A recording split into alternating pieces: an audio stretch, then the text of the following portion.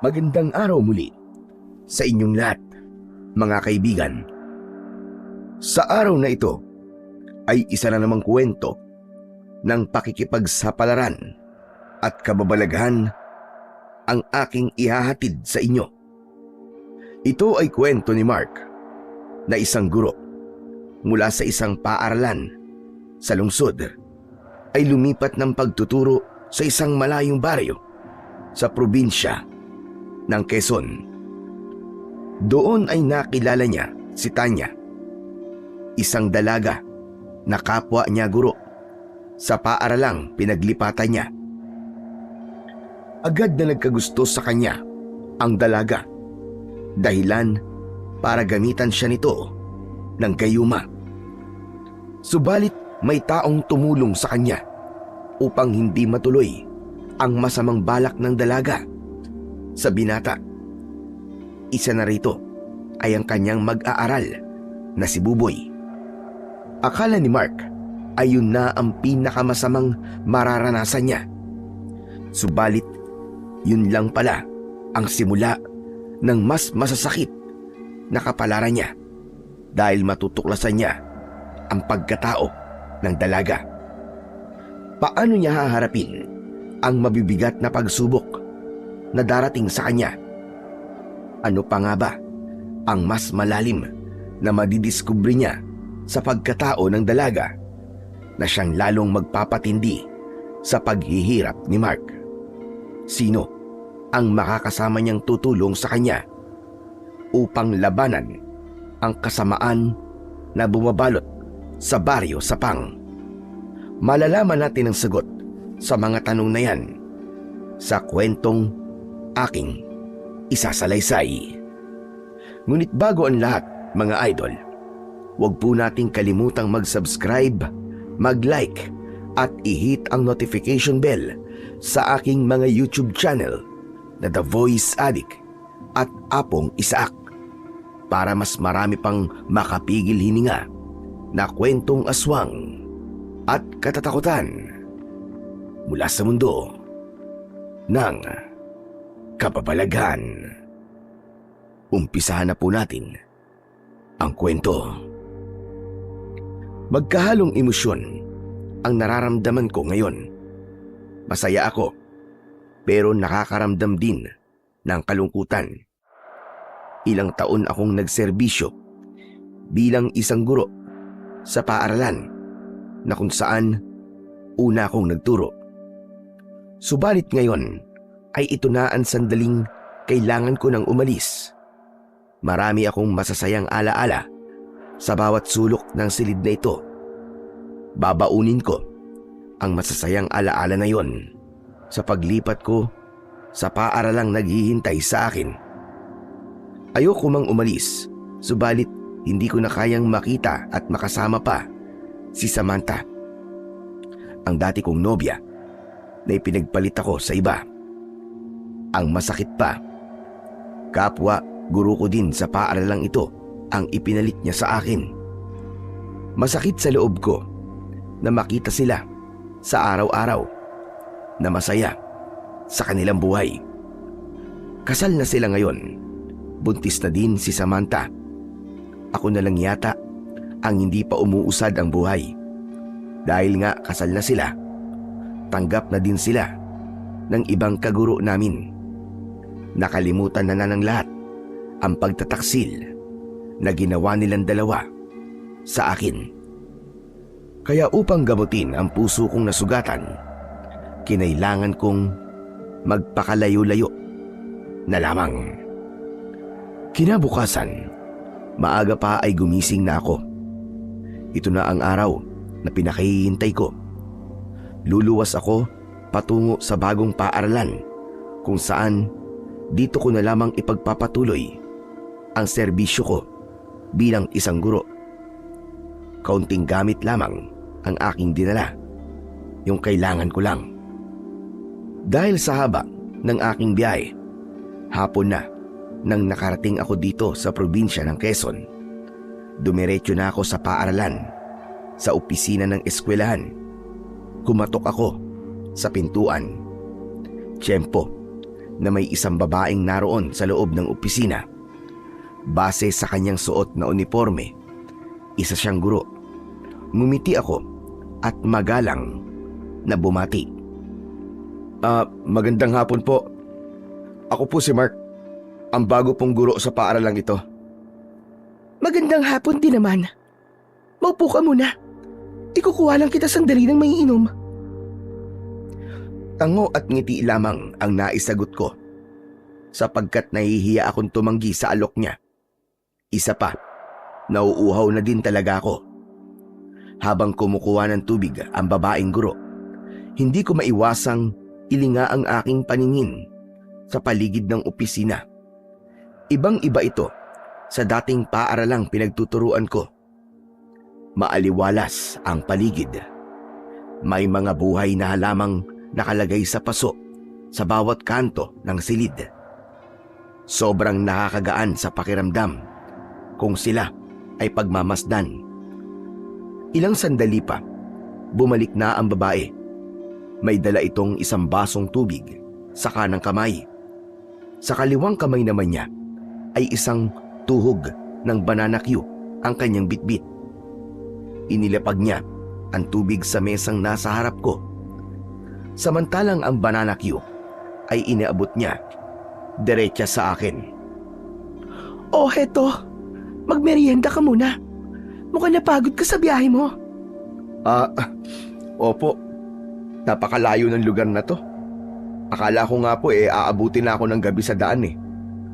Sumabay pa ang traffic mula sa Laguna papunta dito sa probinsya. Ganun ba? Sa Laguna ka pala nagturo dati. Bakit naman naisipan mo lumipat dito sa Quezon? Nako, mahaba pong kwento. Matapos kong magsalita, banayad ng ngiti ang pinakawalan ng babaeng kausap ko. Doon ko biglang naalala na hindi ko pa pala natatanong man lang ang kanyang pangalan. Miss Maganda, ano nga palang pangalan mo? Pasensya ka na, nakalimutan kong itanong kagad kanina. Dahil siguro sa gutom at pagod sa biyahe, kaya hindi ko kagad naalala. Wala pa ako sa wisyo. Banayad siyang ngumiti. Para bang kinikilig siya sa pagtawag ko sa kanya ng Miss Maganda. Sinasadya ko yun upang maging magaan ang unang araw ko sa nilipatan kong paaralan. Tanya. Tanya ang pangalan ko. Saka, pwede bang wag ka na mangunupo sa akin? Mukhang magkaedad lang naman tayo eh. Halos mabulunan ako sa sinabing yun ni Tanya. Kasi, hindi mahahalata na mukha kaming magkaedad. Hindi naman sa pagbubuhat ng sariling bangko. Kahit paano, alam ko sa sarili ko na magandang lalaki ako. Pero ang babaeng kaharap ko, hindi ko aakalaing guro siya kung hindi siya naka-uniform. Maitim ang balat niya. Hindi pantay-pantay ang ngipin. Kung titignan, ay para bang napabayaan ang kanyang panlabas na itsura. Pero dahil na rin sa pagpapakita ng kagandahang asal, naging magiliw ang pakikitungo ko sa kanya. Tama ka. Mukhang magkasing edad nga lang tayo, Miss Tanya. Itatanong ko pala kung nandyan na ba si Sir Edmund? Si Sir Principal? Oo, siya nga. Andyan ba siya? Nako, wala siya. Nasa seminar siya ngayon. Kaya nga, ibinili niya sa akin na asikasuhin kita pag dumating ka. Pero bukas, ay papasok na ulit yun. Nang sandaling yon, nag-alala na ako kung saan ako tutuloy ng gabing yon. Wala kasi akong bahay na matutuluyan. Parang nahulaan naman ni Tanya ang iniisip ko. Kaya naman siya na mismo ang nagtanong sa akin. Sandali lang, Mark. May matutuluyan ka na ba dito? Yun nga, wala pa eh. Bala ko kasi kay Sir Edmund muna ako tutuloy ng isang gabi, tapos bukas na lang ako hahanap ng matutuluyan ko. Kung gusto mo, pwede ka namang tumuloy muna sa bahay ng tiyahin ko. Naku, nakakahiya naman sa inyo. Huwag kang mag-alala. Walang nakatira sa bahay na yon. Nasa abroad ang tiyahin ko. Kasama niya ang asawa at mga anak niya. Kaya wala talagang nakatira sa bahay na yon. Sigurado ka ba? Ayos lang talaga na tumuloy muna ako doon pansamantala? Oo. Saka, yung bahay na yon, ang tinuluyan din ng dating guro na pinilitan mo. Kung ganun ngayon pa lang, nagpapasalamat na ako sa'yo. Naku, wala yun. Bagong salta ka sa baryong ito. Kaya wala ka pang kilala. Mahirap para sa'yo ang makahanap kagad na matutuluyan. Salamat ulit, Miss Tanya. Tanya na lang. Masyado namang formal kapag may Miss Tanya pa sa unahan. Salamat, Tanya. O yan, mas okay pakinggan, hindi ba? Dahil sa kabaitang ipinakita sa akin ni Tanya, nakaramdam ako ng hiya sa sarili ko. Kanina lamang ay nilalait ko siya sa aking isipan. Pero mabait pala siya. Doon ko napatunayan na hindi talaga basehan ang anyo ng isang tao. Ganda ng kalooban pa din ang mangingibabaw. Matapos ang huling klase ni Tanya, magkasabay na kaming lumakad pa uwi sa bahay niya. Ayon sa kanya, malapit lang sa kanilang bahay ang pansamantalang tutuluyan ko. Habang sa daan ay madami siyang ikinikwento at ibinahagi sa akin. Masayahin at mabait si Tanya. Sa ilang oras na nakilala ko siya, naging komportable na ako sa kanya. Nararamdaman kong tunay lahat ng ipinapakita niya sa akin. Maya-maya pa ay narating na namin ang sinasabi niyang bahay. Andito na tayo, Mark. Ito na ang bahay na sinasabi ko sa'yo. Salamat ulit, Tanya. Halika, pumasok na tayo sa loob para maipasok na natin ang mga gamit mo. Tanya, sigurado ka bang ayos lang talaga sa tiyahin mo? Nagamitin ko muna tong bahay. Oo nga, ano ka ba? Tinanong mo na sa akin kanina yan Kasi may gamit pa kasi dito Hindi ba sila magagalit kung gagamitin ko ang mga to? Hindi, basta't ingatan mo lang. Siya nga pala, 3 kwarto sa bahay na to. Yung isa tambakan ng mamahalagang gamit nila. Nakalaki yun, kaya wala kang dapat alalahanin. Yung isa naman, silid yun ng anak ng tiya ko, kaya nandun din ang mga gamit nila. Yung isang silid, pinapagamit talaga yun sa mga bisita. Yun ang silid na gagamitin mo. May papag na higaan at may cabinet. Pwede mo magamit ang cabinet para lagyan ng mga gamit mo. Pagpasensyahan mo na lang ha. May kalumaan na ang lahat ng mga gamit dito sa bahay. Naku, ako nga ang dapat na humingi ng pasensya sa'yo Malaking abala na tong ginagawa ko sa'yo. Hindi, Mark. Masaya akong makatulong sa'yo. Kaya hindi ka kaabalahan sa akin. Hayaan mo. Kahit papaano mag-aabot na lamang ako ng upa sa pagtuloy ko rito. Naku, hindi na. Mas maigi nga na may nakatira dito para merong maglilinis na araw-araw. Ako lang din kasi naglilinis dito tuwing linggo Wala talaga akong masabi sa kabaitang ipinakita ni Tanya sa akin. Bagamat may kalumaan na nga ang bahay, maaari pa naman itong magamit. Kumpleto na lahat ng kailangan ko. May magagamit na lutuan, may higaan, may cabinet na lagayan ng damit. Kaya hindi na ako nagdalawang isip pa. Higit sa lahat, libre pa ang pagtira ko. Ngunit wala akong kamalay-malay na sa pagtira ko sa bahay na yon ay may magbabago sa buhay ko. Kinagabihan, nakaramdam ako ng kakaiba sa aking paligid. Nakakapanibago ang katahimikan ng gabing yon. Tanging ingay lang ng ibong panggabi ang naririnig ko. Wala ang nakasanayan kong ingay sa lungsod. Dahil doon, muli kong naramdaman ang sakit sa dibdib. Minsan ay bumalik sa alaala ko ang dahilan ng paglayo ko. Maya-maya pa ay may kakaibang ingay akong narinig sa labas ng bahay. Para bang pagaspas yun ng isang malaking ibon. Pagkatapos ay ang malakas na alulong ng aso. Gusto ko sanang silipin, ngunit Pinangunahan ako ng takot. Agad na tumayo ang balahibo ko. Naalala ko bigla ang kwento ng isang katrabaho ko. Sa mga liblib na lugar daw ay merong mga tinatawag na aswang. Kapag ganong umaalulong ang aso, posibleng may aswang daw sa paligid. Hindi ako naniniwala noon, pero ngayon, para bang gusto ko nang maniwala. Kaya nagtaklob na lamang ako ng kumot upang hindi gaanong marinig ang ingay sa labas. Paulit-ulit ang ginawa kong panalangin. Hindi pa din kasi tumitigil ang malakas na alulong ng mga aso. Hanggang sa may narinig akong yabag papalapit sa kwarto ko. Tinutungo ng yabag na yon ay ang bintana kung saan naroon ang papag kong higaan. Mabilis ang tibok ng puso ko ng mga sandaling yon. Inalis ko ang kumot na nakataklob sa aking katawan. Kinakabahan man, ay dahan-dahan akong lumapit sa bintana. Marahan kong tinanggal ang maliit na kahoy na nakatukod para buksan ang bintana. Hindi ko pa yon nabubuksan nang biglang may humatak nun mula sa labas. Napaurong ako dahil sa pagkagulat. Napaupo ako sa papag na higaan sa gilid nito. Pagtunghay ng ulo ko, naroon si Tanya sa labas ng bintana.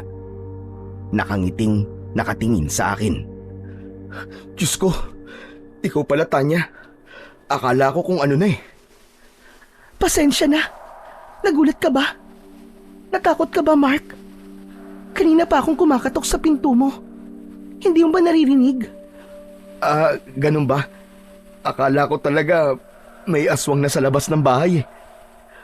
Ano? Paano mo naisip na may aswang? Gawa kasi nung umaalulong na aso eh. Nako, yun ba? Aso lang ni Aling Iska yun. Ganun talaga yun kapag gabi.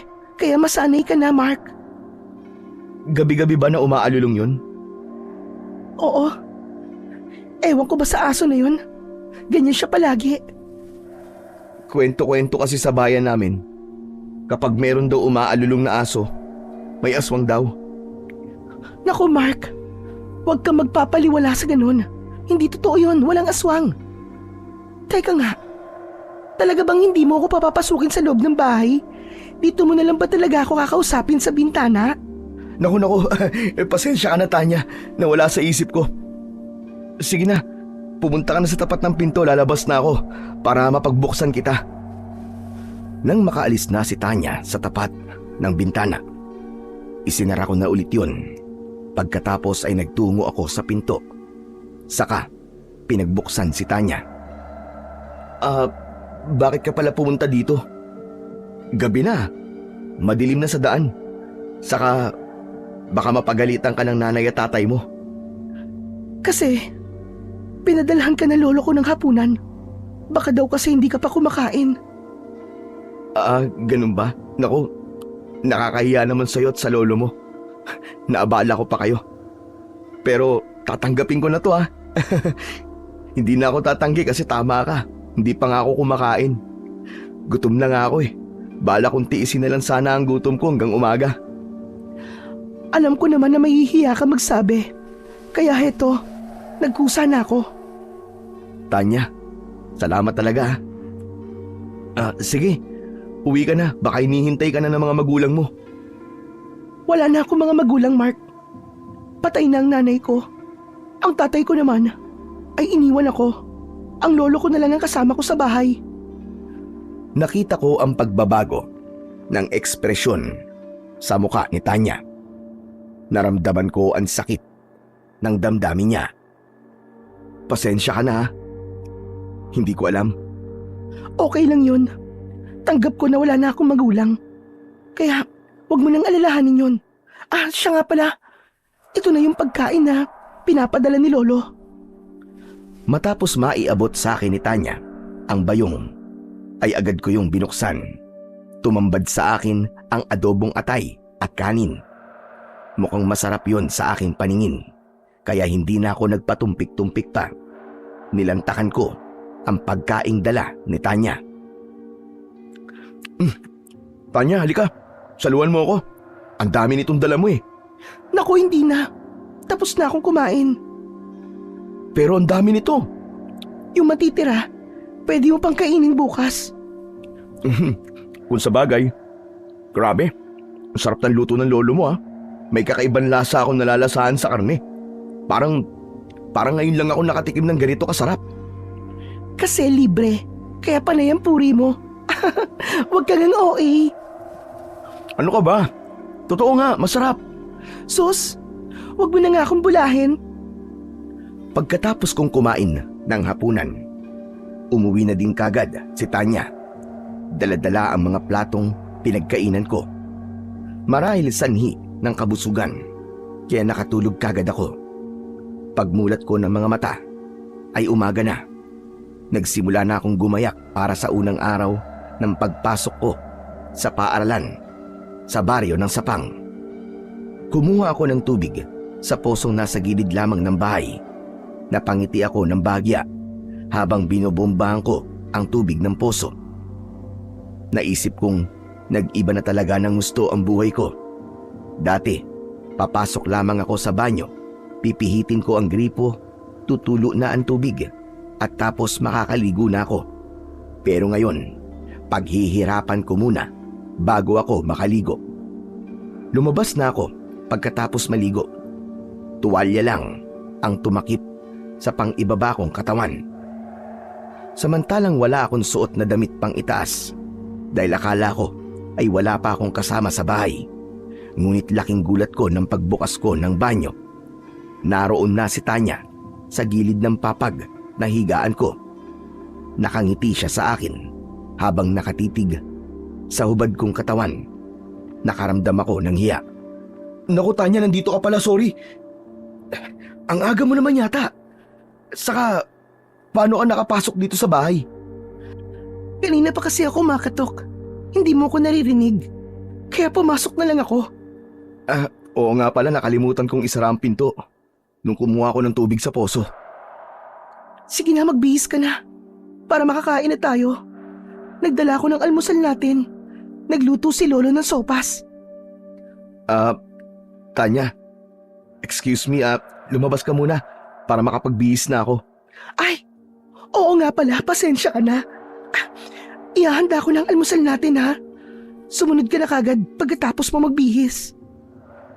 Napapailing ako habang pinapanood ko siyang lumalabas ng aking kwarto. Napatanong tuloy ako sa sarili ko kung sinasadya ba niyang pumasok sa kwarto para makita ang hubad kong katawan o talagang inosente siya. Matapos siyang makalabas ng kwarto ko, inilak ko muna ang pinto. Baka kasi maisipan pa niyang bumalik. Mabuti na yung sigurado ko.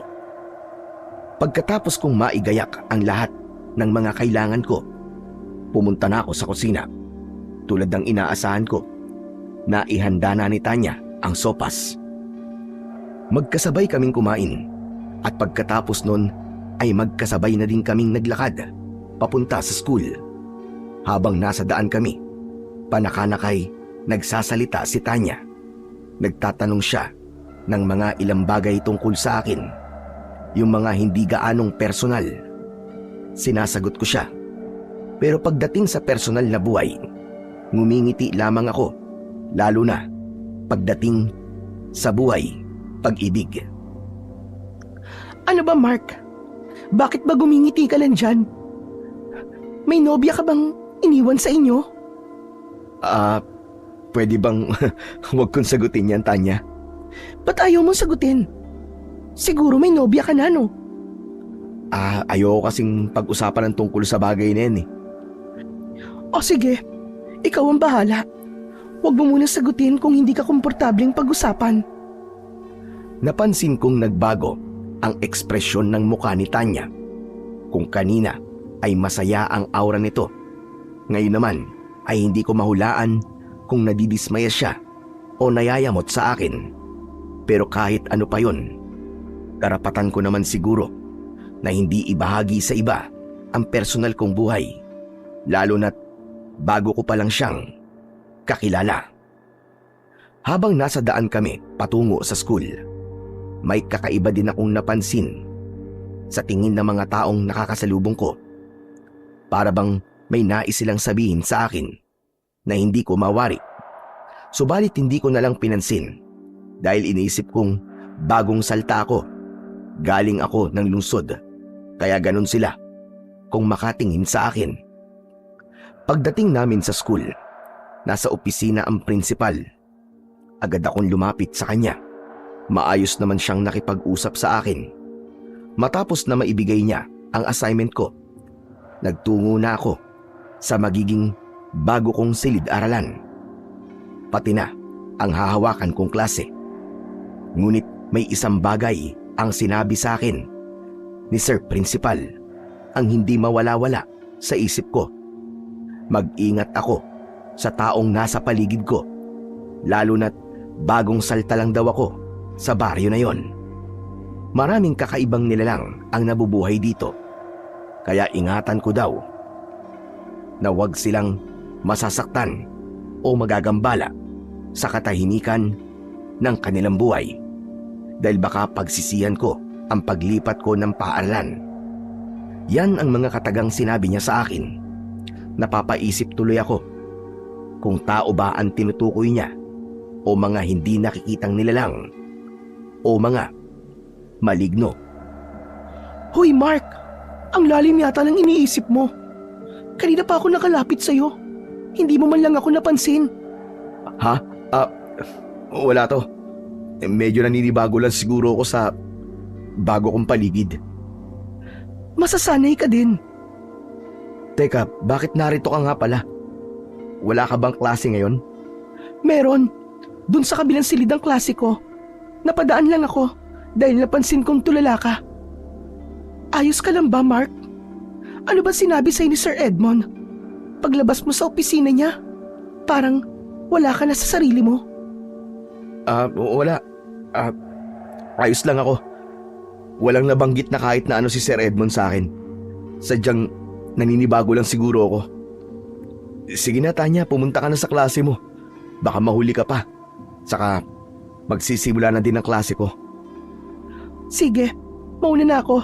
Kung may kailangan ka, narito lang ako, Mark. Pwede mo akong kausapin. Magkaibigan na tayo, di ba? At maaaring higit pa doon. Para akong nabulunan sa huling sinabi ni Tanya. Nasamid ako, kaya hindi ako nakapagsalita. Pero magiliw ang ngiti sa akin ni Tanya. Pero binawi niya rin yon. Biro lang yon. Ano ka ba? Akala ko kasi totoo na. Muli ay isang makahulugang ngiti ang pinakawala ni Tanya bago siya lumabas ng aking silid-aralan. Ako naman ay naiiling lang sa inaasal at sinabi niya sa akin. Hayagan ang pagpaparinig niya na para bang sinasabi niyang gusto niya ako kahit na isang araw pa lamang kaming magkakilala. Pagkaalis ni Tanya ay lumapit sa mesa ko ang isa kong estudyante. Nung una ay ayaw niyang magsalita. Nakatitig lang siya sa akin, pero nang ngumiti ako sa kanya, doon na siya nagsimula na umiling-iling. Hindi ko alam ang ibig sabihin ng pag-iling niya na yon, kaya napakunot ako ng noo. Bata, ano nga palang pangalan mo? Buboy po, sir. May kailangan ka ba sa akin? Wala naman po, sir. Pero may gusto lang po akong sabihin sa inyo. Ano yun? Dun po ba kayo nakatira sa bahay ng tiyahin ni Ma'am Tanya? Oo, Buboy. Bakit mo na itanong? Naku, sir. Umalis na po kayo dun. Delikado ka po dun, sir. Yung mga gwapong katulad niyo po, ang tipo po ni Ma'am Tanya. Diyos ko, ikaw na bata ka kung ano-ano sinasabi mo. Sir, totoo po ang sinasabi ko. Marunong po manggayuma yan si Ma'am Tanya, kaya mag-ingat po kayo sa kanya. Buboy, hindi totoo ang gayuma. Sige na, bumalik ka na sa upuan mo. Magsisimula na tayo ng klase. Pero sir, maniwala kayo. Totoo po ang sinasabi ko sa inyo. Umalis na po kayo sa bahay na yun habang may panahon pa. May alam po kung pwede niyong lipatan. May paupahang bahay po malapit sa bahay namin. Doon na lamang po kayo tumira. Sige Buboy, pag-iisipan ko ang sinabi mo. Sige na, maupo ka na. Sir, gawin niyo na po agad yun. Dahil para po yun sa kaligtasan niyo. Kung ayaw niyo po matulad sa dating guro na tumira din po sa bahay na yun. Bakit Buboy? Ano ba nangyari sa kanya? Basta po sir, makinig na lang po kayo sa akin. Para hindi po kayo mapahamak. Pagkatapos na makipag-usap sa akin ng estudyante, ay bumalik na siya sa kanyang upuan. Tahimik na naupo. Kahit na ako ay naguguluhan sa sinabing yun ng bata, ay nagpatuloy lang ako sa aking ginawang pagtuturo.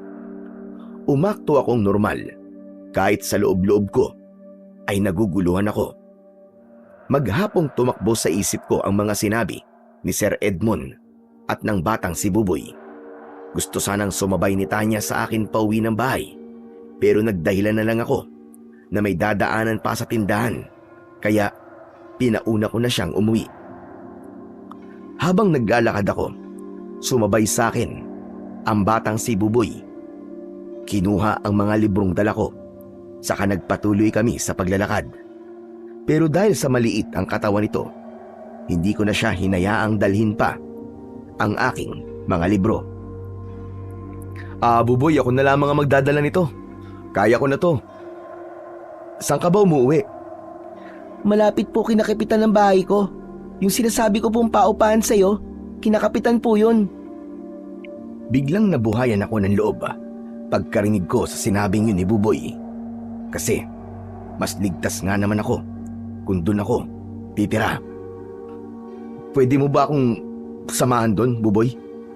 Opo, pwede po sir. Ilang sandali pa ay narating na namin ni Buboy ang sinasabi niyang bahay ni Kapitan. Tao po, Kapitan! Tao po! Nandiyan po ba kayo? Tao po! Makalipas ang ilang ulit na pagtawag ni Buboy kay Kapitan, lumabas ang isang lalaki. Sa aking tansya ay nasa edad 50 ito. Nakangiti kami na hinarap ni Kapitan. Oh, Buboy, ikaw pala. Ano sadya mo? Saka, sino ba itong kasama mo? Siya po si Sir Mark. Yung bagong teacher po dito sa baryo natin. Naghahanap po siya ng matutuluyan eh. Nabanggit ko po sa kanya na meron po kayong pinapaupahan. Kaya nandito po kami. Sige. Pumasok muna kayo dito sa loob ng bahay ko. Dito natin ituloy ang pag-uusap. Nakakaramdam man ako ng hiya. Pinaunlakan ko na din ang paanyaya ni Kapitan. Pumasok kami ni Buboy sa loob ng bahay. Saglit lamang at ikukuha ko kayo ng merienda at tubig na maiinom. Naku, wag na po Kapitan, nakakahiya naman po sa inyo. Masanay ka na dito sa amin. Sa probinsya ay ganito talaga. Bahagi ito ng pakikipagkapwa-tao namin. Saka, mukhang gutom na din itong si Buboy. Tama ba ako, Buboy? Opo, Kapitan. Gutom na po talaga ako. Bagya akong napakamot sa ulo sa sinabi ni Buboy. Hindi talaga maitatago ng isang bata ang totoong nararamdaman niya. Habang abala si Kapitan, nilinga ko ang buong bahay niya. Simple lang ito at walang masyadong gamit. Payak na pamumuhay, hindi gaya sa lungsod. Hanggang sa mapagawi ang tingin ko sa maliit na boteng nakapatong sa pinakasentro ng lamesa sa salas. Tumayo ako, saka kinuha ko ang nasabing bote. Pinagmasdan ko ang laman nun. Dala ng aking kuryosidad. Tiyempo naman na bumalik na si Kapitan, kaya muli kong ibinalik ang bote sa dati nitong kinalalagyan. Buboy, Sir Mark, magmerienda muna kayo. Salamat po, Kapitan. Kapitan, tungkol po sa sadya ko po sa inyo. May bakante po ba sa pinapaupahan yung bahay? Ang totoo ay may isa pang bakante sa paupahan ko. Ayoko sanang paupahan mo na yun dahil may kalumaan na yun. Ipapaayos ko sana. Pero kung kailangan nyo na matutuluyan, pwede kong ipagamit yun sa inyo.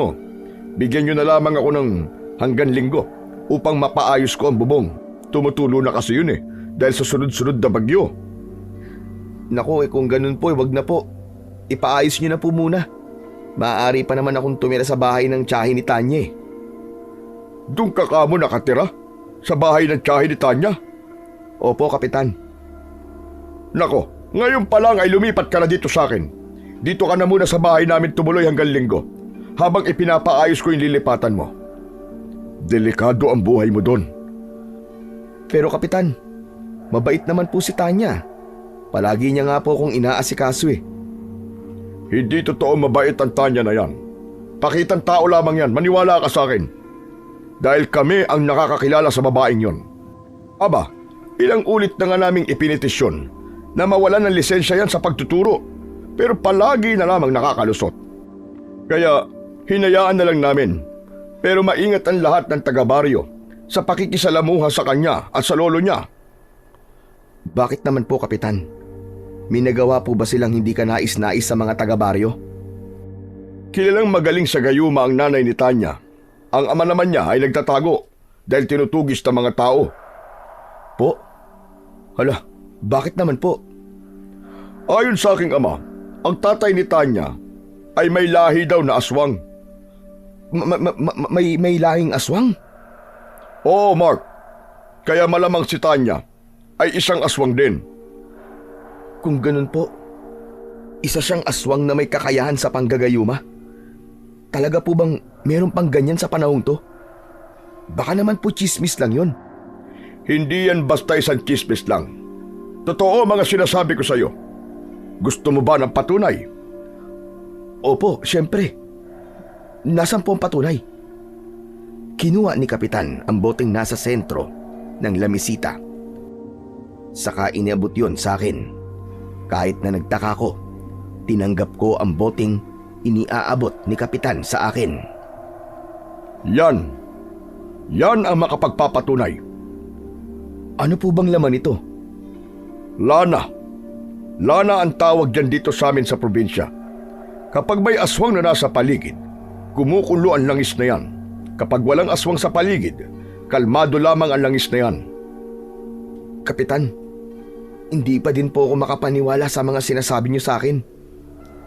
Talagang ganyan dahil tagalungsod ka. Kaya hindi mo mapaniwalaan kagad. Pero kapag ikaw mismo ang nakasaksi sa mga sinasabi ko sa iyo, tiyak maniniwala ka rin. Kaya ganito ang gawin mo. Makinig kang mabuti. Pag uwi mo mamaya sa bahay na tinutuluyan mo, dalhin mo ang boteng ito. Siguradong pupuntahan ka ni Tanya doon mamaya. Sa gandang lalaki mo na yan, aba, tiyak na magugustuhan ka nun. Kaya nga puro kabaitan ang ipinapakita niya sa'yo. Kausapin mo siya. Magpaalam ka sa kanya. Nalilipat ka na ng bahay.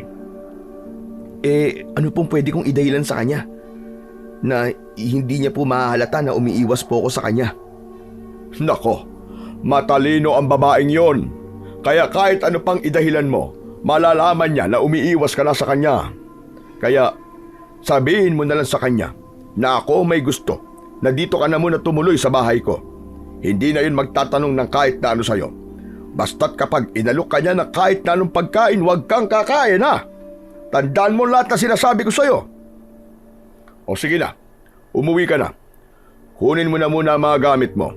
Kapag kumagat ang dilim na wala ka pa, pupuntahan kita doon. Kaya tandaan mo ang lahat ng sinabi ko sa'yo. Opo, Kapitan. Tatandaan ko po. Pagkatapos na maibilin lahat ni Kapitan ang mga dapat kong malaman, umuwi na ako ng bahay. Pagdating ko doon, naabutan ko si Tanya na naghihintay sa akin. Nakatayo sa labas ng pinto. Kakaiba ang tingin niya ngayon kumpara nung nakaraang araw. Kaya mas iniingatan ko ang bawat kilos ko. San ka nga pala nanggaling, Mark? Bakit kayong ka lang umuwi? May binili lang ako. Saka medyo napahaba ang kwentuhan namin ni Buboy yung estudyante ko. Kaya ngayon lang ako nakauwi. Ganun ba? Pero bakit nakita kita na pumasok sa bahay ni Kapitan kanina? Anong ginawa mo sa bahay niya? Yun ba? Napadaan lang kami ni Buboy doon. Huwag ka na nga magsinungaling sa akin. Masamang magsinungaling. Ang totoo niyan, Tanya, sinadya ko talaga si Kapitan. Sabi kasi ni Buboy na may paupa ang bahay daw yun. Kaya pumunta ako. Bakit ka pa aalis dito? Di ba sinabi ko naman sa'yo na pwede kang tumira sa bahay na ito hanggang gusto mo? Nakakahiya kasi sa inyo ng lolo mo eh. Saka, teka nga Tanya, paano mo nalaman na nagpunta ako sa bahay ni Kapitan? Sinusundan mo ba ako? Hindi. Napadaan lang din ako doon. Dahil meron akong pinuntahang malapit sa bahay niya. Biglang nagbago ang anyo ni Tanya ng mga oras na yon. Naging nakakatakot at matalim ang kanyang mga tingin. Nawala ang magiliw na aura nito. Dahilan para makaramdam ako ng pagkabahala. Doon ko naalala ang lana na ipinadala ni Kapitan. Bahagya kong sinilip yun sa loob ng dala kong bag. Nagkunwari lamang akong may kukunin sa aking bag upang hindi makahalata si Tanya. Nanginig ang tuhod ko nang makita ko ang malakas na pagkulo ng lana sa loob ng bote. Doon ko napatunayan na totoo nga ang sinabi ni Kapitan. Kaya mula sa oras na yon, naging maingat ako sa lahat ng sasabihin at gagawin ko sa harap ni Tanya. Hindi mo ba ako papapasukin sa loob ng bahay? Ha? Sige, pasok ka. Binuksan ko ang pinto. Saka pinauna ko siyang makapasok doon. Sumunod naman ako sa kanya. May dala pala akong hapunan. Ihahanda ko lang para makakain na tayo. Salamat na lang Tanya. Busog pa ako eh. Pinakain din kasi ako ng Kapitan sa bahay nila. Umuwi lang talaga ako para magpaalam sa'yo. Saka para kunin na mga gamit ko. Talaga palang nakapagdesisyon ka na. Akala ko pa naman magkakaroon na ako ng kaibigan. Pero wala din pala. Iiwan din pala ako. Ano ka ba Tanya? Pwede pa rin naman tayong maging magkaibigan kahit hindi na ako dito nakatire. Magkikita pa rin tayo sa school araw-araw, di ba? Pero iba pa din pag dito ka nakatira. Walang pinagkaiba yun, Tanya. Nasa iisang baryo lang naman tayo. Meron, Mark. Dahil sigurado ko na siniraan na ako sa'yo ni Kapitan. Pinaniwala ka nila sa mga kasinungalingan nila. Kaya nga aalis ka na dito, di ba? Aalis ako dito sa bahay na to dahil hindi ako komportable, Tanya. Hindi dahil sa kung anong iniisip mo. Kung ganon, kainin mo muna itong dadala kong pagkain para sa'yo. Papayagan lamang kitang umalis kung mauubos mo na lahat ng pagkain ito. Pero busog pa nga ako eh. Kaya paano ako makakakain ng mga yan? Kung ganon, hindi ako papayag na umalis ka dito. Mas lalong nandilim ang anyo ni Tanya ng mga oras na yon. Nakakatakot siya kung tumingin. Para bang kaya niya akong lamunin ng buhay. Pinangunahan ako ng matinding takot ng mga sandaling yon. Lalo na't nakumpirma ko na isa nga siyang aswang. Tama ang sinabi sa akin ni Kapitan. Dala ng takot ay pikit mata kong kinain ang dala niyang pagkain.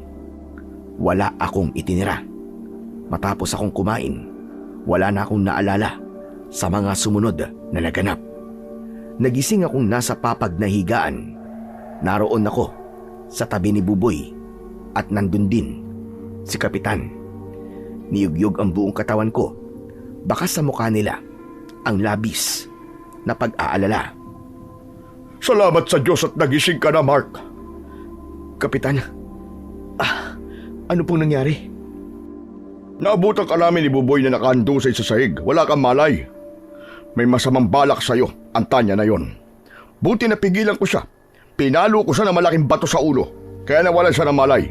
Pagkatapos ay itinali namin siya. Ayun, nandun siya sa salas ng bahay ngayon. Kaya kailangan na natin magbadali. Inumin mo na ang dala kong langis. Pinaghalong lana, bawang at tubig na pinagbabara ng aking medalyon. Baka katulong ito para isuka mo lahat ng kinain mo. Ubusin mo na ito bago pa siya muling magising. Bagamat nakakaramdam ako ng panghihina, bumangon pa rin ako. Kinuha at ininom ko ang ibinigay na panlunas ni Kapitan. Matapos yon, nakaramdam ako ng kakaiba sa akin sikmura. Para bang may kung anong naglalaban sa loob ng tiyan ko. Kasunod nun ay ang matinding sakit. Halos mapasigaw ako sa sakit ng tiyan. Nang hindi ko na makayanan, bumaba ako sa papag na higaan at saka lumuhod habang nakatuon ang 2 siko sa papag. Ilang sandali pa, sumuka ako ng sumuka. Napakadami. Lahat yata ng kinain ko ay isinuka ko na. Matapos nun ay lumabas mula sa bibig ko ang itim na usok. Napakabaho ng usok na yon. Yan, ganyan nga Mark. Ilabas mo masamang elementong ipinasok ni Tanya sa katawan mo. Umiikot na ang pakiramdam ko habang patuloy na sumusuka. Yun ang unang beses na nakaranas ako ng ganito. Kakaiba talaga ang pakiramdam. Para bang nais mawala ng malay tao ko ng mga sandaling yun. Pero pilit na lumalaban ang isip ko. Pilit akong nagpapakatatag. Ilang sandali pa, nawala na ang maitim na usok na lumalabas sa bibig ko. Kaya napapaupo na ako sa sahig, dala ng panghihina. Kapitan, tulungan niyo po ako. Gusto ko na pong makaalis sa lugar na to. Sige, huwag ka mag-alala. Akong bahala sa'yo, Mark. Ilagay mo sa magkabila ang balikat ko 2 braso mo. Bubuhatin kita. Nang akmang aalis na kami, siya nang pasok ni Tanya. Hindi ko alam kung paano siyang nakawala sa pagkakatali na sinabi ni Kapitan. Nakakatakot ang anyo nito. Baka sa kanyang muka ang labis na galit. Saan kayo pupunta, Kapitan? Ibaba niyo si Mark dahil sa akin siya. Nababaliw ka na, Tanya. Hindi mo siya pag-aari. Kaya pabayaan mo na siya. Gusto ko siya, Kapitan. Unang kita ko pa lang sa kanya. Nagustuhan ko na siya. Pero hindi kanya gusto. Huwag niyo na po siyang pangunahan, Kapitan. Hindi kayo sigurado sa bagay na yan. Ginamitan mo siya ng gayuma, Tanya. Sabihin kong oo. May magagawa ba kayo, Kapitan? Meron. Dahil ililigtas ko siya sa epekto ng gayuma mo. Sige, Kapitan. Yun ay kung kaya nyo. Isama niyo na siya ngayon. Dahil bukas, sigurado akong babalik din siya dito. Hindi mangyayari yun. Dahil ililigtas ko siya sa kasamaan mo.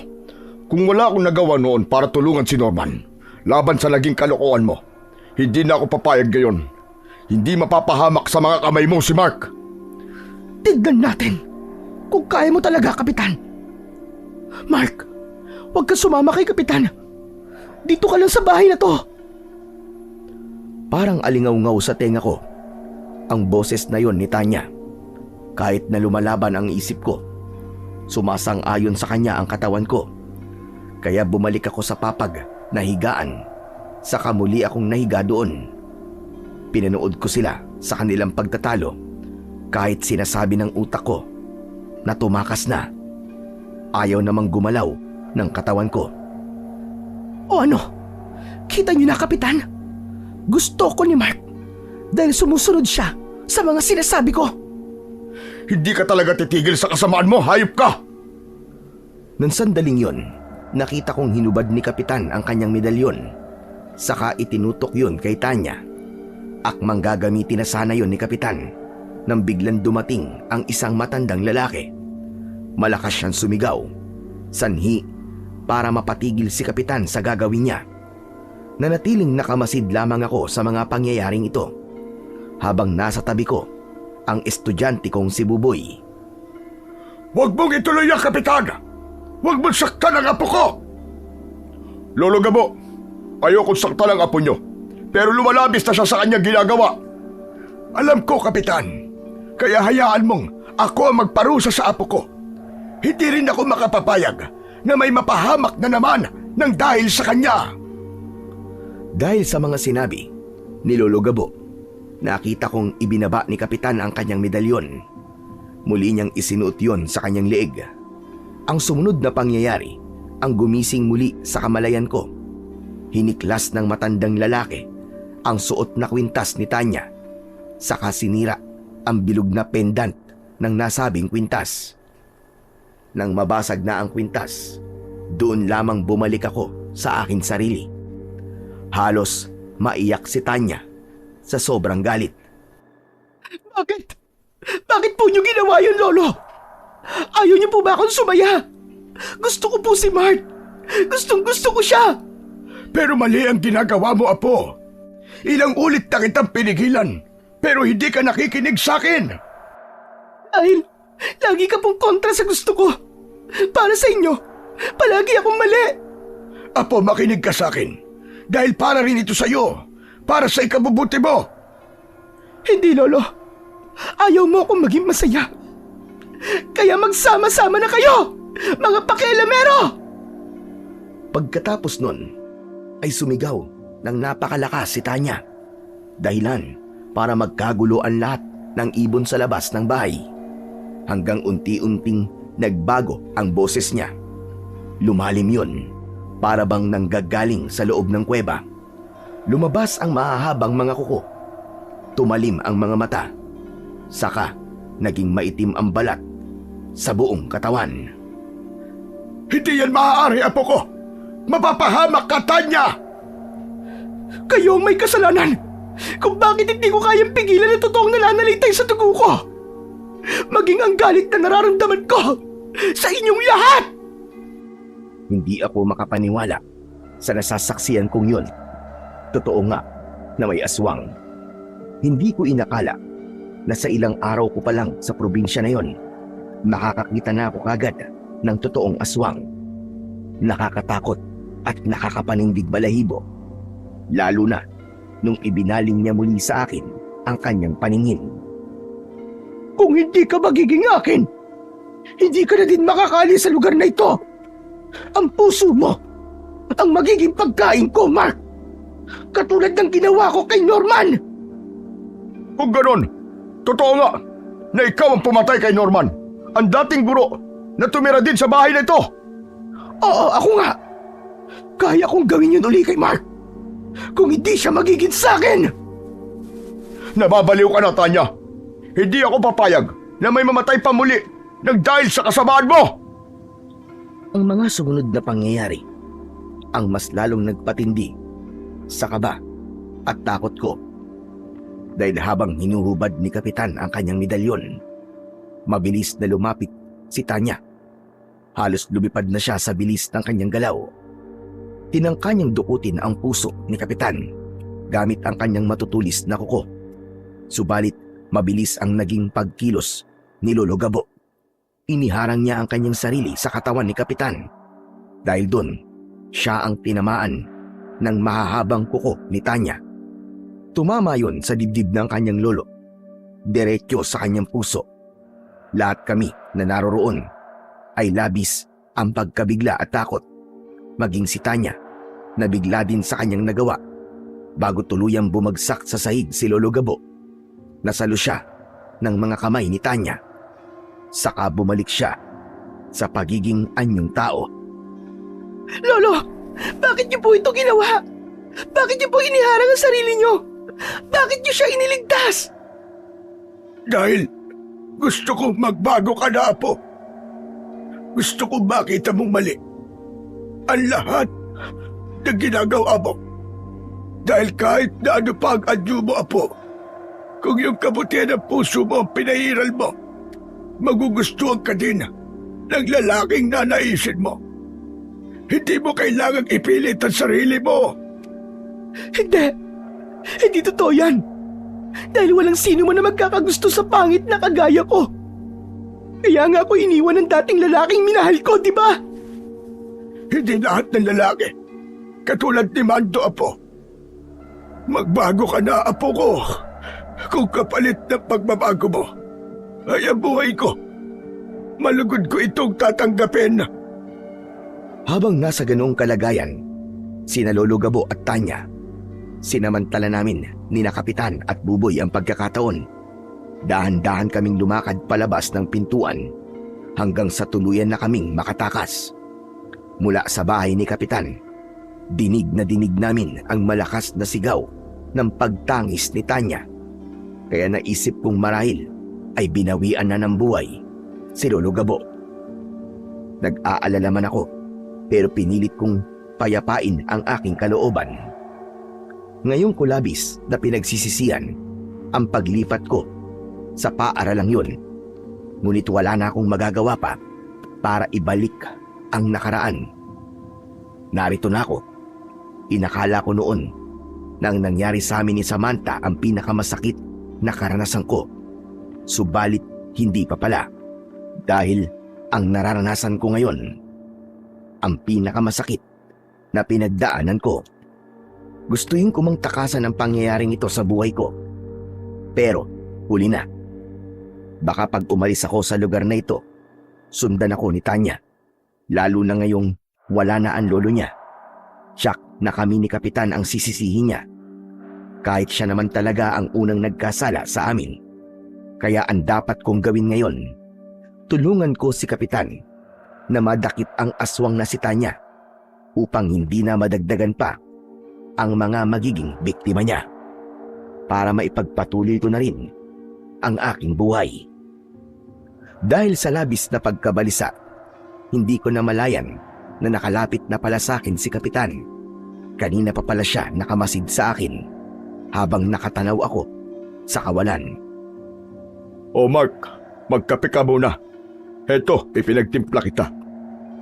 Tiyak na hindi ka din makakatulog dahil sa mga nangyari kanina. Salamat po, Kapitan. Salamat po sa lahat ng ginawa niyo para sa akin. Malaki po ang utang na loob ko sa inyo. Kung hindi po dahil sa inyo, baka napahamak na po ako sa kamay ni Tanya. Ang lolo ni Tanya, napakabait na tao nun. Palagi siyang nagpapayo ng kabutihan sa kanyang apo. Kaya nga kahit papano, nakikinig si Tanya sa kanya. Kaya nga siya pinag-aral ng lolo niya para mabago ang takbo ng buhay niya, para mawala ang masasamang imahe na nakadikit sa mga magulang niya. Subalit kahit ganon, nanaig pa din kay Tanya ang dugong nananalaytay sa kanya. Nangibabaw pa din ang dugong aswang ng kanyang ama. At ganon din naman ang pagiging magaling sa gayuma mula sa kanyang ina. Kapitan, ano na po kaya ang mangyayari kay Tanya? Ngayong wala na po ang lolo niya. Wala na pong gagabay sa kanya para maging mabuting tao. Siguro maghintay na lang tayo kung tuluyan ba siyang magiging masama o kaya ay maiisipan niyang magbago na dahil sa kanya na wala ang lolo niya. Naniniwala po ako na may kabutihan pa rin po sa puso niya. Ang kailangan niya lang ay atensyon at pagmamahal. Hindi po siya masama dati, di po ba?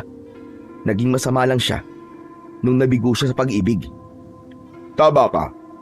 Niloko siya ng dating nobyo niya. Ipinagpalit siya sa iba. Kaya mula noon, bawat lalaking magustuhan niya, ginagamitan na niya ng gayuma. Kung ganun, may pagkakataon pa pong mabago po ang buhay niya. Ngunit paano? Ang pagiging dugong aswang niya. Sige nga. Kapitan, sa mahabang panahon, hindi siya nanakit ng tao, di po ba? Kahit naswang siya, hindi siya pumatay ng tao. Maliban po kay Norman, yung teacher na pinalitan ko. Yung dating tumira din sa bahay ng tiyahin niya. Oo, tama ka.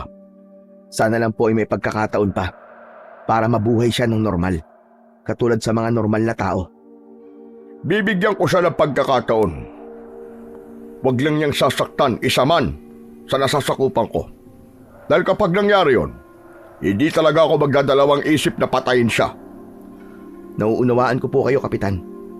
Subalit, lahat ng nilalang ay may pagkakataong magbago at mabuhay. Kaya salamat po ngayon pa lang sa pagkakataong pong ibibigay niyo para kay Tanya. Napakabait mo, Mark. Kahit namuntik ka na mapahamak dahil kay Tanya, nagawa mo pa din siya patawarin. Nagagawa mo pa ding magbigay ng pagkakataon sa kanya. Yun ay dahil nauunawaan ko po ang sakit na nararamdaman niya. Minsan na din po ako nabigo sa pag-ibig. Niloko din po ako at ipinagpalit sa iba. Ano? Sa gandang lalaki mong yan, ipinagpalit ka pa sa iba? Hindi yata ako makapaniwala sa sinasabi mong yan. Totoo po yung, Kapitan. Kaya nga, gusto ko pong tulungan sana si Tanya. Hindi ko lang po alam kung paano ko gagawin yon. Sabay pa kaming napabuntong hininga ni Kapitan dahil kahit na anong isip ang gawin namin, hindi namin alam kung paano matutulungan si Tanya. Ang totoo, masaya ko nung unang nakita ko siya kasi naging mabait siya sa akin. Yun ang tumatak sa isip ko, hindi ang masamang nangyari. Kaya nga umaasa ako na may pagkakataon pa para makapagbago siya. Sa ganun, maituloy na namin ang aming pagkakaibigan dahil yun lang talaga ang kaya kong ibigay sa kanya. Hindi dahil sa panlabas na anyo niya, kundi dahil masakit pa ang puso ko, dala ng nakaraang kabiguan sa pag-ibig. Naubos mo na ba ang kape mo? Opo, Kapitan. O sige, magpahinga ka muna. Eto, naihanda na ng asawa ko ang silid na tutulugan mo. Kahit dito na lang po ako sa labas ng salas, ayos lang po sa akin, Kapitan. Hindi. Gamitin mo muna ang silid ng anak ko. Wala namang gumagamit doon. Nasa Maynila ang mga anak ko. Kaya nakatenga lamang ang mga silid na yon. Isa pa, kanina patulog doon si Buboy. Tabihan mo na lang siya. Sige na. Hindi po ba hinahanap ng mga magulang niya si Buboy?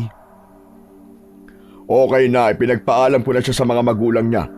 Nandito muna siya sa bahay namin matutulog. Kaya ayos lang na nandito siya. Yun nga lang, muntik na din mapahama kanina. Ayoko na nga sana siyang isama papunta ron sa bahay ng tiyahin ni Tanya. Kaya lang masyadong mapilit ang bata. Kaya wala na akong nagawa.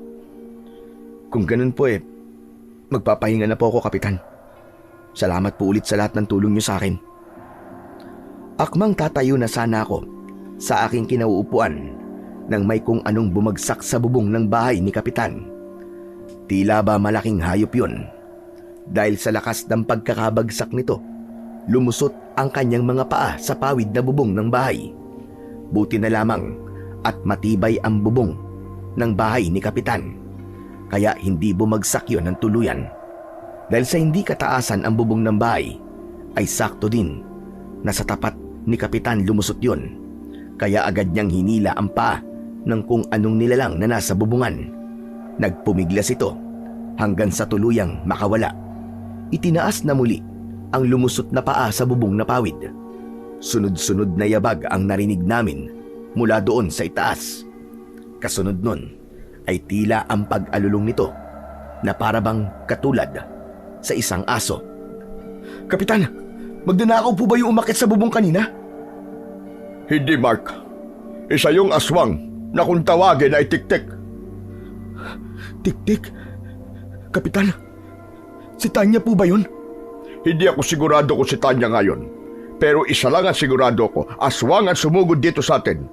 Dito ka lang muna at lalabas lang ako ng bahay. Susundan ko ang aswang. Ano? Kapitan, wag na. Dumito na lang kayo.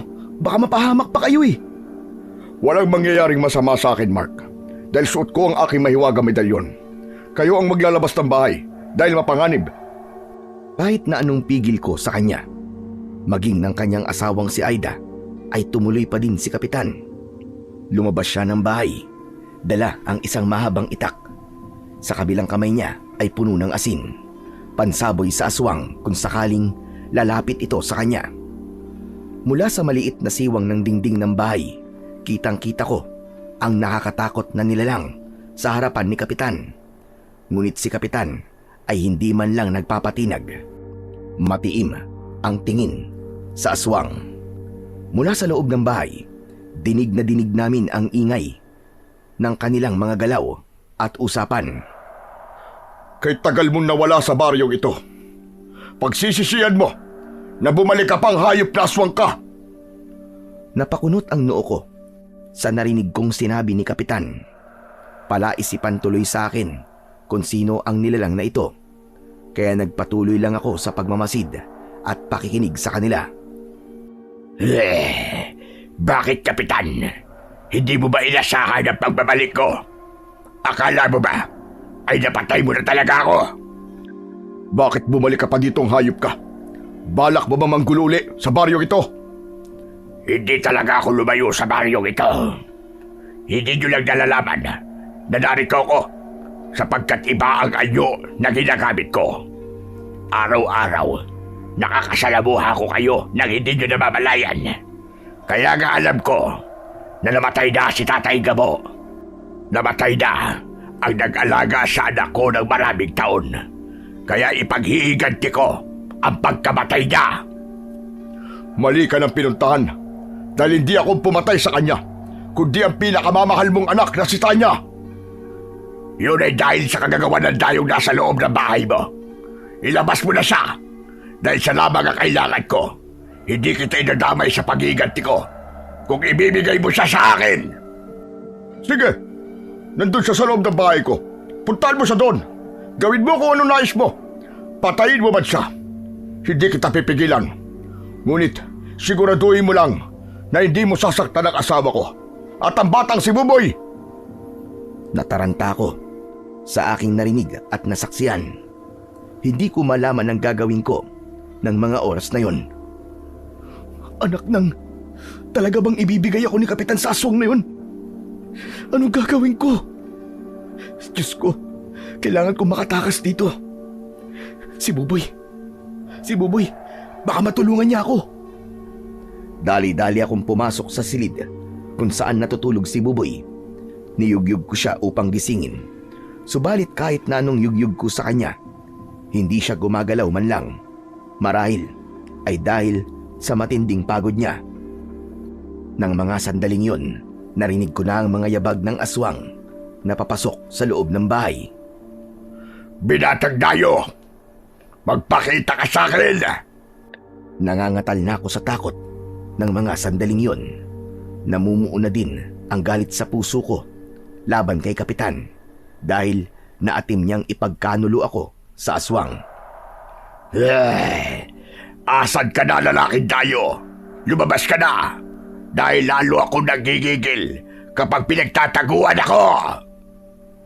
Hanggang marinig ko ang yabag niya patungo sa silid kung saan ako naroroon. Dahan-dahan niyang binuksan ang pintuan hanggang nakita niya ako at magtama ang aming mga mata. Kitang-kita ko ang galit sa puso niya. Nakakatakot ang matalim niyang tingin. Nandito ka lang pala! Katapusan mo na ngayon! Inilabas ng aswang ang kanyang mahabang dila.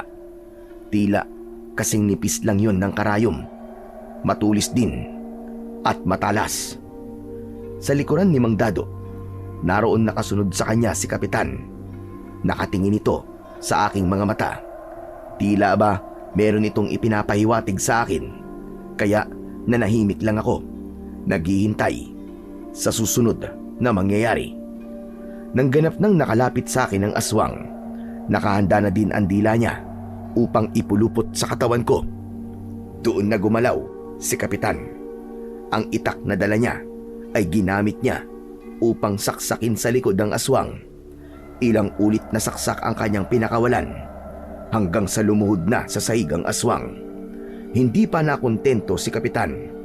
Hinubad niya ang kanyang mahiwagang medalyon, saka ipinulupot ang kwintas nito sa dila ng aswang. Lumiwanag ang medalyon, saka tuluyang lumabas ang apoy. Kumalat ang apoy sa buong katawan ni Dado.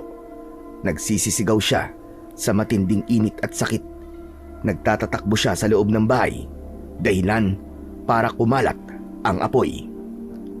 Dahil sa gawa sa mga materyales na madaling masunog ang bahay, mabilis na kumalat ang apoy. Binuhat ko si Buboy mula sa higaan, saka sabay-sabay kaming lumabas kasama ang asawa ni Kapitan. Mula sa labas, nakaluhod si Kapitan habang pinapanood ang nasusunog niyang bahay. Baka sa mukha nito ang panghihinayang. Nasa likod niya ang asawa niyang labis ang paghihinagpis. Kaya nilapitan ko siya upang kahit paano mapagaan ko ang kanyang kalooban. Nang mga sandaling yon, natitiyak kong patay na ang aswang na ama ni Tanya. Kapitan, patawarin niyo ako dahil sa akin nawala po ang ipinundar niyong bahay. Nanghihinayang lang ako sa bahay na ito dahil narito ang mga alaala ng pamilya ko, ng mga anak ko. Kaya masakit sa akin na naabo ito. Hayaan niyo po, Kapitan. Tutulong po ako para mapatayo po ulit ang bahay na ito. Salamat, Mark. Ngunit hindi na kailangan. Meron pa naman akong ibang bahay na matutuluyan. Yung ipapagawa ko sanang paupahan, doon na lamang muna kami ng asawa ko. Pwede ka din muna tumira, kung ayos lang sa'yo. Ayos lang po sa akin, Kapitan. Ang mahalaga po, kasama ko po kayo. Talagang kailangan kasama mo ako palagi, Mark, sapagkat hindi pa tapos ang problema. Si Tanya, malamang sa mga oras na to, alam na niya ang nangyari sa tatay niya. Kaya nasisiguro kong babalikan ka niya, Mark. Tiyak na tutugisin ka niya. Pero wala po akong kasalanan sa kanya o kahit sa tatay niya. Paano mo ipapaliwanag sa kanya ang bagay na yan? Sige nga, tatanggapin kaya niya ang mga ipapaliwanag mo? 2 buhay na sa pamilya niya ang nawala. Si Lolo Gabo at ang tatay dado niya. Ang paniniwalaan niya lang sa ngayon ay ang damdamin niya. Natitiyak ko ang bagay na yan. Tama ang mga sinabi ni Kapitan. Hindi na nga talaga madadala sa simpleng paliwanag lamang ang mga nangyari. Kapitan, ano pong gagawin ko? Hindi ko din alam, Mark. Ang mabuti pa ay maghintay na lamang tayo sa susunod na gagawin ni Tanya. Nasa kanya ang pagpapasya. Kung pipiliin niya pa din ba ang magpakasama o magpapakabuti na. Siya lamang ang makakasagot sa tanong na yan. Kasabay ng aming pagdadalamhati ay ang malalakas na kulog at kidlat na pinapakawalan ng langit. Tila ba nararamdaman din ito ang kalungkutang nararamdaman namin? Doon ako lalong nakaramdam ng awa para kay Kapitan at sa asawa niya. Hindi nila ako kaano-ano. Hindi din nila ako kadugo. Pero pinoprotektahan nila ako ng gusto. Inaalagaan at halos ialay na nila ang kanilang buhay para sa akin. Labis akong nagpapasalamat sa kabaitan nila. Hindi ko kayang tumbasan ang lahat ng yon, kundi ang suklian din ang kabutihan nila. Tutulong ako para magawa ang bahay nila. Hindi ko sila iiwan hanggang hindi pa sila nakakabangong muli. Yan ang ipinangako ko sa sarili ko. Maya-maya pa ay bumuhos na ang malakas na ulan. Tumakbo kami sa isang malaking puno na nasa gilid ng nasusunog na bahay. Sumilong kami pansamantala upang kahit paano ay hindi kami mabasa ng ulan. Nang mga oras na yon ay dumating na din ang mga magulang ni Buboy. Mula sa kanilang bahay, dinig na dinig pala nila ang ingay ng pakikipaglaban ni Kapitan sa aswang. Kaya napasugod silang mag-asawa. Kapitan, nasan po ang anak ko si Buboy? Ligtas po ba siya? Oo, Castor. Ligtas si Buboy, huwag ka mag-alala. Salamat sa Diyos. Akala ko napahamak na ang anak ko eh. Hindi ko pababayaan mapahamak ang anak mo, Castor. Lalo na at nasa poder ko siya. Nakapanghihinayang lang dahil wala na ang bahay ko, Castor. Kung ganun ho tayo na po muna sa bahay. Doon na po kayo magpalipas ng gabi. Mababasa po kayo ng ulan dito. Hayaan niyo po. Tutulong po ako sa pagtatayo muli ng bahay niyo. Salamat, Castor. Maraming salamat talaga. Habang nag-uusap si Kapitan at si Mang Castor, nakikinig lang ako sa kanila. Naisip kong mababait nga talaga ang mga tao sa baryong yon. Handang tumulong sa kapwa sa panahon ng pangangailangan. Sayang lang at may naninirahang may kakaibang lahi sa lugar na yon. Lahi ng aswang at ng gagayuma. Habang naglalakad kami, ay napadaan kami sa isang malaking puno. Isang pamilyar na tao ang nakita kong nakatayo doon. Nagmamasid sa aming mga galaw. Nagtama ang aming paningin. Hindi ako maaaring magkamali sa nakita ko. Puot at galit yun mula sa mga mata ng taong yun. Si Tanya. Siya ang taong yun. Dahil doon ay bumangon ang kilabot at takot sa buong katawan ko. Kaya naman, nilingon ko si Kapitan at tinabig ang kanyang braso. Ano yun, Mark? Narito po si Tanya, Kapitan. Ayun oh. Bakas sa mukha ni Kapitan ang pag-aalala nang marinig ang pangalan ni Tanya. Kaya tumigil ito sa pagakbang at humarap sa akin. Nasaan siya? Saan mo siya nakita? Doon po, Kapitan. Itinuro ko kay Kapitan ang lugar kung saan ko siya nakita. Ngunit nakapagtataka na wala na siya doon. Hindi ko napansin kung saan na siya nagpunta. Saan, Mark? Hindi ko siya nakikita sa lugar na itinuro mo. Pero Kapitan, nandun lang po siya kanina, maniwala kayo. Kung ganun, ay nagmamanman na siya sa mga kilos natin. Kailangan na nating magmadali. Bilisan niyo maglakad para makarating na tayo sa bahay ni Castor. Tiyak kung hindi titigil si Tanya hanggat hindi niya ako napapatay. Gaganti siya at yun ang kailangan kong paghandaan.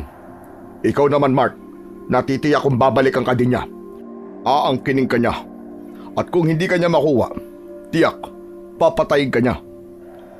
Mabilis ang bawat hakbang namin. Nang mga sandaling yon, hindi na namin inalintana ang ulan at madilim na daan. Kahit natatapilok ako sa daan, tuloy lang ako sa paghakbang dahil yun lang ang paraan upang pare-parehong maligtas ang mga buhay namin. Kinabukasan, mabilis na kumalat sa buong baryo ang pagkamatay ni Lolo Gabo at ni Dado. Gayon din ang paglantad ng kapangyarihan ni Tanya bilang aswang. Marami ang natakot. May mga magulang na pumunta sa school upang magreklamo. Gumawa sila ng petisyon upang hindi na payagang makapagturo pa si Tanya. Ngunit kahit na hindi na gawin yun ng mga magulang, natitiyak kong hindi na rin tutuloy sa serbisyo si Tanya dahil wala na siyang mukhang maihaharap pa sa mga tao. Ilang gabi na akong hindi nakakatulog. Iniisip ko kung paanong naging ganito ang buhay ko. Ilang araw pa lang akong narito sa lugar na ito. Napakarami na talagang nangyari. Hindi ko lahat yun mapaniwalaan. Hindi ko maiwasang mapaluha dahil sa labis na hinanakit. Dahil sa hindi pa naaayos ang buhay ni Kapitan. Kaya dito muna kami tumutuloy sa bahay ni Nabuboy. Umiiyak po ba kayo, sir? Ha?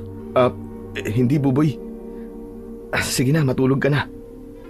Mula sa pagkakahiga ay bumangon si Buboy. Pagkatapos ay tinitigan ako. Umiiyak ka po, sir. Huwag niyo na pong itanggi. Nakikita ko po ang luha niyo. Nasasaktan lang ako sa mga nangyayari sa buhay ko, Buboy. Ilang araw pa lang ako sa lugar nyo. Pero yung mga nangyari sa akin, parang katumbas na ng buong buhay kong paghihirap. Huwag po kayong mag-alala, sir. Matatapos din po ang lahat. Pamilya po ang turing namin sa inyo. Kaya hindi po namin kayo pababayaan. Kung hindi ako umalis sa school na pinanggalingan ko, hindi sana ito mangyayari sa akin. Nagsisisi na po ba kayo, sir? Oo. May bahagi ng pagkatao ko ang nagsisisi. Subalit sa kabila nun, sinasabi ng isip at puso ko na ginusto ko ito eh. Kaya dapat maging matapang ako. Alam niyo po, sir, palagi pong sinasabi ng tatay ko sa akin na lahat daw po ng mga nararanasan natin sa buhay ay may dahilan. Baka ganun din po sa inyo, sir. Baka po may dahilan. Kaya po nangyayari po ito sa inyo. Alam mo, Buboy, hindi ko alam kung talaga bang 10 taong gulang ka pa lamang eh. Para kasing matanda ka na kung magsalita. Siguro po dahil namulat po ako sa kahirapan dito po sa probinsya namin. Saka namulat po ako sa mga kakaibang mga nangyayari sa paligid ko. Kaya po ako naging ganito, sir. Sana magkaroon din ako ng anak na kagaya mo balang araw. Paano po kayo magkakaanak? Sabi niyo po wala pa po kayong girlfriend. Oo nga naman. Paano nga ba? O di po ba? Napatawa ko po kayo kahit papano. Oo na, panalo ka na. Pero Buboy, seryoso. Nagpapasalamat ako sa inyo, kay Kapitan, at sa lahat ng tumutulong sa akin ngayon. Utang ko sa inyo ang buhay ko. Nagpapasalamat ako kasi patuloy niyo akong pinoprotektan hanggang ngayon. Pero sir, Meron lang po sana akong tanong sa inyo. Ano yun, Buboy? Paano po kaya makakalaban si Kapitan kay Teacher Tanya kung wala na pong medalyon niya? Ilang araw na din pong pabalik-balik si Kapitan sa nasunog niya pong bahay. Sinusubukan niya pong hanapin ang medalyon. Pero hindi pa din po niya nakikita. Oo nga, no? Kasamang nasunog yun sa bahay nila. Paano nga kaya kung sumugod si Tanya dito tapos manggulo sa atin? Paano na siya lalabanan ni Kapitan? Nag-aalala po ako sa pwedeng gawin ni Teacher Tanya sa atin. Sa ngayon, tahimik lang siya. Pero malay po natin kung may pinaplano na pala siya laban sa atin. Tulad ni Buboy, ay nag-aalala din ako. Kaya mag-uumaga na, hindi pa din ako dinadalaw ng antok. Kaya naisipan kong pumunta sa labas ng bahay. Tahimik ang gabi na tila ba walang anumang nangyari nang nagdaang mga araw. Maririnig mula sa loob ng bahay ang malakas na simoy ng hangin. Nahiga ako sa mahabang upuang kawayan, umaasa na dito ay makakatulog na ako. Subalit hindi pa din tumitigil ang mga tumatakbo sa isip ko. Marami ding tanong ang gumugulo sa akin. Hanggang maya-maya ay may narinig akong kaluskos ng ingay sa labas ng bahay ni Nabuboy. Kasunod nun ay ingay ng mga manok mula sa kanilang kulungan sa gilid ng bahay. Bumangon ako sa pagkakahiga. Saka pumunta ako sa maliit na siwang ng dingding. Mula sa labas ng bahay, kitang-kita ko si Tanya. Naroon siya sa harap ng kulungan ng mga manok. Hanggang sa unti-unting nagbago ang anyo niya. Naging katulad siya ng anyo noong gabing napatay niya si Lolo Gabo. Nakakatakot at nakakapangilabot. Matapos siyang magpalit ng anyo, isa-isa niyang hinuli ang alagang manok ni Nabuboy. Saka isa-isang pinatay at kinain. Nang makaubos na siya ng 3 manok, saka lamang siya tumigil. Pagkatapos manginain ay naging isang napakalaking ibon siya. Saka siya lumipad at tuluyang umalis sa lugar na yon. Matapos kong masaksiyan ang lahat ng yon, tulala akong nagbalik sa upuang kawayan. Tiyempo namang nagising na si Kapitan. Lumapit sa aking kinauupuan na may pagtataka. Saka ako inusisa. Ano nangyari sa'yo, Mark? Kapitan, nakita ko po muli si Tanya. Andun po siya kanina sa labas ng bahay. Ano ka mo? Anak ng teteng, hindi talaga tumitigil ang babaeng yun. Teka nga at lalabasin ko muna. Kapitan, teka. Wala na po siya sa labas. Umalis na po siya. Anong ginawa niya nung makita mo siya kanina? Kinain niya po ang ilang alagang manok ni Mang Castor. Wala na.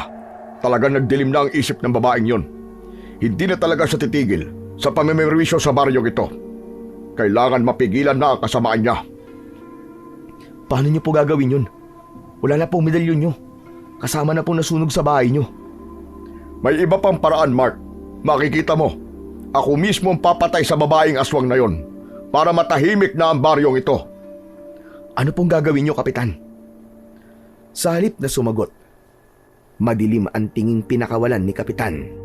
Pagkatapos ay muli siyang nagsalita. Mamayang gabi, Mark. Aabangan ko ang pagbabalik niya dito.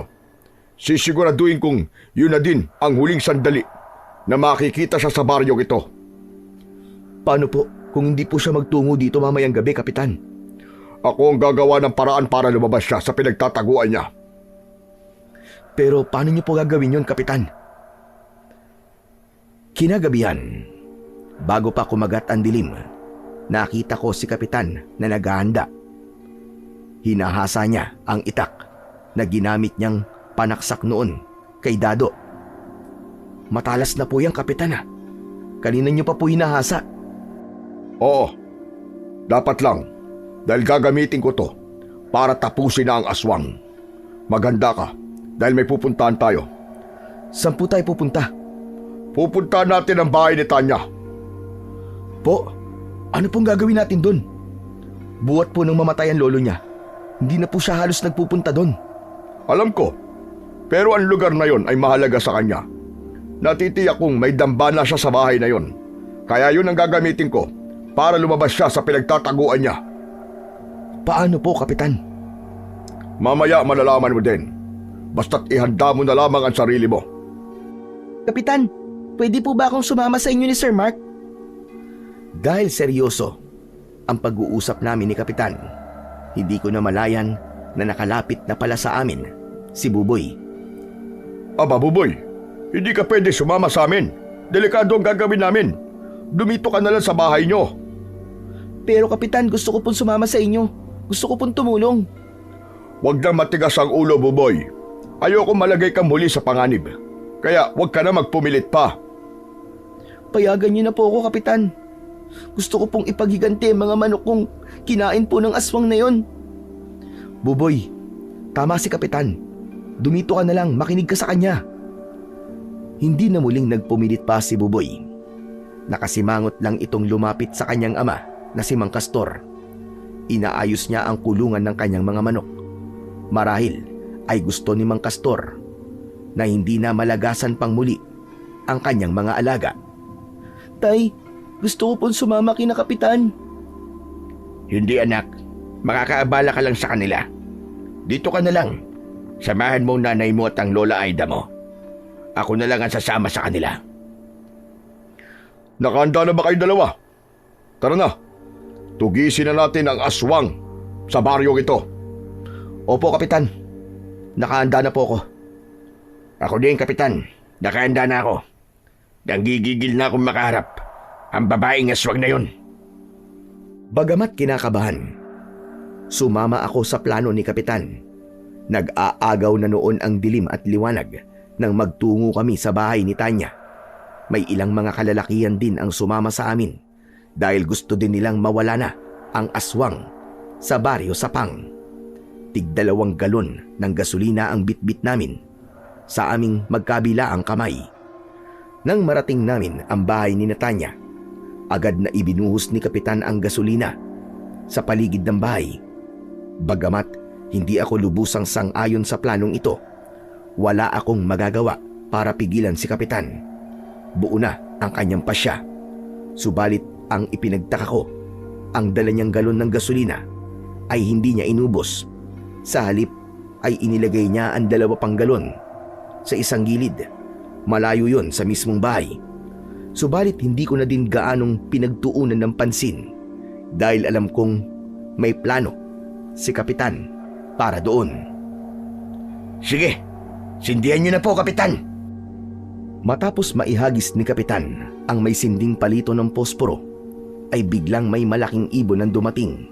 Kitang-kita ng aming 2 mata ang pagbaba niya sa bubong ng bahay.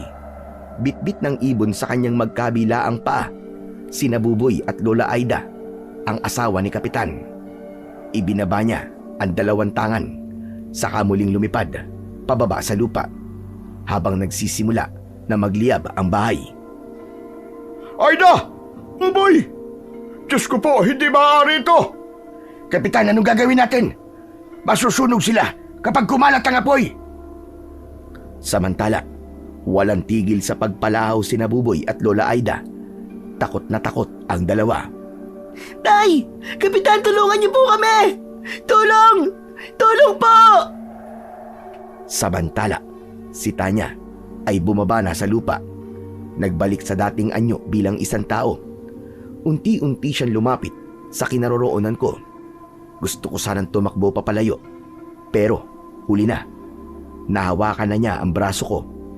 Matapos niyang mahawakan ang braso ko, nagpalit na muli siya ng anyo bilang aswang. Bitiwan mo ako! Bitiwan mo ako, Tanya!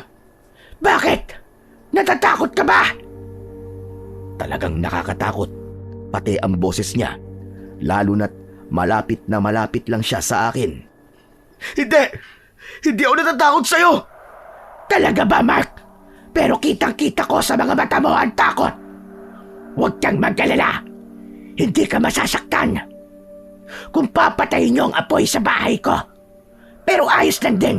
Dahil kahit na masunog ang bahay ko, sunog din ang mga mahal ko sa buhay. Kaya patas na tayo! Hindi! Hindi kailanman magiging patas yun! Dahil lahat ng nangyari sa'yo, kagagawan mo yun! Ikaw ang nagsimula ng kaguluhang ito! Ikaw ang may kasalanan! Matapang ka pa din. kahit hawak ko na ang buhay mo. Ano, Kapitan? Itayin mo na lang bang masunog ang mga mahal mo sa buhay? Ibaba mo si Buboy at Lola Aida! Sasama na ako sa'yo, Tanya! Sige, madali naman ako kausap. Pagkatapos akong bitiwan ni Tanya, nagpalit siya ng anyo bilang isang malaking ibon. Pagkatapos ay lumipad ito patungo sa kinaroroonan ni Buboy at Lola Aida. Sa kahinila ng kanyang matatalim na kuko, ang 2 taong nasa bubong upang maibaba sa lupa. Matapos maibaba ng aswang ang 2, binalikan ako ng aswang, saka inilipad pataas sa bubong ng bahay. Dama ko ang matinding init mula sa aking kinalalagyan dahil malapit nang maabot ng apoy ang bubong ng bahay. Bakit mo ako dinala dito? Balak mo ba akong patayin? Oo, balak kong mamatay. Nakasama ka. Nababaliw ka na! Nababaliw ka na, Tanya! Gusto kita, Mark. Gustong gusto kita. Mula pa nung una pa lang kitang nakita. Kaya nga kung hindi ka magiging akin, magkasama na tayong mamamatay dito. Pagkasabi nun ni Tanya, nasaksiyan kong nagbalik ang anyo niya sa pagiging tao muli. Hindi mo ako totoong gusto, Tanya. Nahihibang ka dahil sa gusto mo ay atensyon mula sa ibang tao. Siguro nga tama ka. Inay dahil kahit minsan, hindi ko naramdaman na tinanggap ako ng mga tao sa baryong ito. Kahit na wala akong ginawang masama sa kanila. Palagi nilang ikinakabit sa akin ang pagkakamali ng nanay ko at ang pagiging aswang ng tatay ko. Kayong kahit minsan, hindi naman ako nanakit ng tao. Masama bang hingin ko sa'yo na magustuhan mo din ako? Hindi, Tanya. Pero ang ipilit agad ang gusto mo, yun ang masama. Wala pa akong 1 buwan sa lugar na to. Hinayaan mo sana muna akong makilala ka ng lubusan. Malay mo at magustuhan din kita. Nagpapatawa ka ba, Mark? Pangit ako sa paningin ng iba. Kaya ang tanging paraan para magustuhan mo ko ay ang gayuma. Ngunit pakialam merong batang si Buboy na yun at si Kapitan. Kaya hindi gumana ang plano ko. Pero tapos na yun. Dahil magkasama na tayong mamamatay ngayon, Mark. Hindi na tayo maghihiwalay. Kahit sa kabilang buhay. Hindi. Hindi, Tanya. Hindi ako sasama sa'yo sa kabilang buhay. Malakas na pagtulak ang ginawa ko kay Tanya. Dahilan para mahulog siya sa apoy na nakakalat sa baba ng bahay. Mula naman sa kanilalagyan ko, dinig na dinig ko ang malakas niyang sigaw at pagtangis hanggang humina yon. Tuluyan nang nawala ang boses ni Tanya. Doon din ay naramdaman ko na unti-unti nang nasusunog ang palupo ng bubong ng aking tinatapakan. Hanggang sa ang kinatatakutan ko ay naganap. Gumuho ang bubong na inaapakan ko. Unti-unti akong nahulog sa lumalagablab na apoy. Kasunod nun ay ang pagdidilim ng paningin ko. Nawalan na ako ng malay tao. Nagising akong nasa ospital. May benda ang likod ko. Dahil yun sa sunog na tinamo ko. Subalit maliban doon, maayos ang aking pakiramdam. Iginala ko ang aking paningin sa paligid. Nakita ko ang natutulog na si Buboy sa gilid ng higaan ko. Buboy? Buboy? Mahinang pagkalabit sa ulo niya ang ginawa ko. Hanggang sa mag-angat siya ng muka. Sir Mark? Sir Mark, gising ka na po! Anong nangyari sa akin? Naku sir, 1 linggo ka pong walang malay. Sabi po ng doktor, comatose daw po. Akala ko po talaga, hindi ka na magigising eh. Sir Mark, salamat po sa Diyos at nagising ka na po. Buboy, asan sina Kapitan? Nasaan sila? Umuwi lang po sila nila tatay para magpalit po ng damit, saka magdadala raw po ng pagkain dito. Pero maya-maya po, babalik din po sila dito. Salamat sa inyo, Buboy. Maraming salamat talaga sa lahat. Sandali lang po sir, tatawagin ko lang po ang mga doktor. Sasabihin ko po sa kanila, nagising ka na po. Hintay lang sir ha, sandali lang po. Maya-maya, bumalik si Buboy kasama ang doktor. Agad silang lumapit sa akin at nagtanong ng ilang mga bagay. Nagbilin lang, ukol sa kalagayan ko. Pagkatapos nun ay umalis na din sila. Pagkalabas ng doktor ay siya namang pasok ni na Kapitan at Mang Castor. Halos maluwa ang dalawa nang makita nila kong gising na. Aba Mark, salamat sa Diyos! Gising ka na. Akala ko kung ano na mangyayari sa'yo. Pinakaba mo ko ng gusto Akala ko di ka na magigising Hindi po pwedeng mangyari yung Kapitan. Hindi po maaaring doon lang magwakas ang buhay ko. Pero, teka Kapitan, paano po akong nakaligtas sa sunog? Sa naalala ko po, nasunog ako sa lumalagablab na bahay. Ako nagligtas sa'yo, Mark. Po? Paano? Paano niyo po akong iniligtas? Nang makita ko ang pagbagsak mo sa apoy, agad kong ibinuo sa sarili ko ang laman ng 2 galon na itinabi ko. Hindi gasolina yon, kundi tubig ang laman nun na pinagbabaran ko sa aking medalyon. Bago pa ito nawala. Kaya nga, hindi ako nasunog kahit sumuong ako doon sa naglalagablab na apoy. Gagamitin ko sana yun sakaling mapalaban ako sa aswang. Subalit ang baliw na Tanya na yon, mas gusto pang magpakamatay kasama ka. Kaya naman, nagamit ko yon at naging paraan para mailigtas ka. Kapitan, salamat. Walang hanggang pasasalamat po. Sa inyo din po, Mang Castor. Buboy, salamat sa inyong lahat. Anak na ang turing ko sa iyo, Mark. Kaya hindi mo na ako kailangang pasalamatan pa. Hindi ko mapigilang maluwa ng mga sandaling yon. Dahil kahit na mahirap ang pinagdaanan ko, may taong tumulong sa akin. Nagpakita ng tunay na malasakit at pagmamahal nang walang hinihingi na kapalit. Ngayong wala na ang aswang na si Tanya. Tapos na ang yugto na yon ng buhay ko. Ngayon, mas nakikita ko ang panibagong bukas na puno ng pag-asa at saya kasama ang mga bago kong pamilya. Dahil sa ngayon pa lang ako nagising, kaya ngayon ko lang natawagan ang pamilya ko. Ang nanay at tatay ko. Ikinuwento ko sa kanila ang lahat ng mga pinagdaanan ko at kung paano kong nalampasan ang lahat ng iyon sa tulong ng aking mga bagong kaibigan at itinituring ngayon na pamilya. Naputol ang aming masayang kwentuhan nang biglang may kumatok sa kwarto ko dito sa ospital. Nagkatinginan kami sa isa't isa dahil wala namang kaming inaasahang bisita na darating pa. Sino kaya yun? Baka si Doc na po yun. Sabi niya po kasi kanina, babalik daw po siya. Baka nga. Sige Buboy, buksan mo na ang pinto.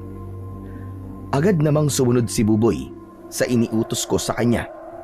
Binuksan niya ang pinto. Iniluwa ng pinto ang masayang muka ni Lola Aida.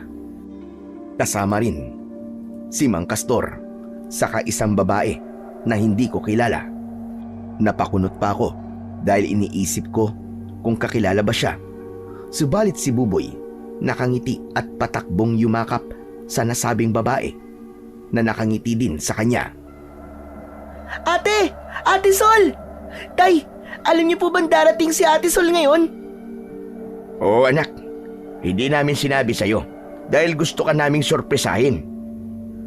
Aba Buboy, may maganda ka palang ate ah. Hindi mo man lang sinabi sa akin. Opo sir, pasensya na po ah. Ang dami po kasing nangyari. Kaya nga po, magpagaling na po kagad kayo sir para makasama namin mamasyal ni ate. Buboy anak, wag mong madaliin si Sir Mark. Saka maraming pagkakataon pa ang darating para makasama mong mamasyal ang ate Sol mo. Dahil mula sa Lunes, sa school ng baryo sa Pangnadin siya magtuturo. Ano? Talaga po? Yay! Dito na ulit si ate. Sir Mark, maganda po ang ate ko, di ba? Oo naman, maganda siya. Maganda at mukhang mabait talaga si Sol. Aaminin ko na sa unang pagkikita naming ito, pakiramdam ko ay gusto ko nang mas makilala pa siya. Saka parang mas nagugustuhan ko nang bumalik sa pagtuturong muli. Parang bumalik na ang sigla ng katawan ko. Tila nakalimutan ko na kagad ang mga masasamang nangyari sa akin ng mga nagdaang araw. Nararamdaman kong ito na ang magandang simula ng buhay ko dahil sa kapatid na babae ni Buboy. Sa buhay natin ay makatatagpo tayo ng taong ating mamahalin. Subalit hindi nakatadhana sa atin. Mahihiwalay ang landas at magiging alaala na lang ng ating nakaraan. Ngunit sa panibagong yugto ng ating buhay, hindi maiiwasan ang darating na maraming pagsubok, pasakit at mga sitwasyong hindi natin alam kung ano na ang ating gagawin. Subalit, kung ating mapagtatagumpayan lahat ng ito, tiyak na may naghihintay sa ating magandang bukas.